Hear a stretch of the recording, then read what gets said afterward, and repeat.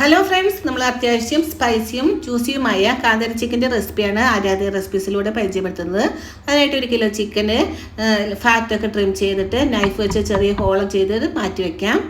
ഇനി മാരിനേഷൻ ചെയ്തെടുക്കാനായിട്ട് ഒരു മിക്സർ ജാറിലേക്ക് കാന്താരി മുളക്, ചെറുള്ളി, വെളുത്തുള്ളി, ഇഞ്ചി, അല്പം മല്ലിയില, അല്പം കറിവേപ്പില, ഇനി അല്പം യോഗട്ട്, അല്പം ചെറുനാരങ്ങ നീര്, പിന്നെ ഒരു 3/4 സ്പൂണോളം ഗരം മസാല പൊടിച്ചത്, ഒരു 1.5 സ്പൂണോളം മല്ലിപ്പൊടി, ഒരു 3/4 സ്പൂണോളം കുരുമുളക് പൊടി, മഞ്ഞൾപ്പൊടി, ഉപ്പ് ചേർത്ത് നല്ലോണം ഗ്രൈൻഡ് ചെയ്തെടുക്കാം.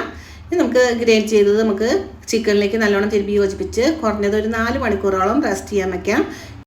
ഇനി ചൂടായ ഒരു നോൺ സ്റ്റിക്ക് പാനിലേക്ക് അല്പം ഓയിൽ ഒഴിച്ച് ചിക്കൻ ഓരോന്നായി വെച്ച് കൊടുക്കാം. ഇനി ആദ്യം 3 മിനിറ്റ് ഹൈ ഫ്ലെയിമിലും പിന്നീട് ഒന്ന് ലോ ഫ്ലെയിമിലും ഇട്ട് അടച്ചു വെച്ച് 2 വശം ഒന്ന് തിരിച്ച് മറിച്ചിട്ട് കൊടുത്ത് ഒരു 15 മിനിറ്റ് കുക്ക് ചെയ്ത് കഴിഞ്ഞാൽ നല്ല ടേസ്റ്റി സ്പൈസിയുമായ കാന്താരി ചിക്കൻ റെഡിയായി.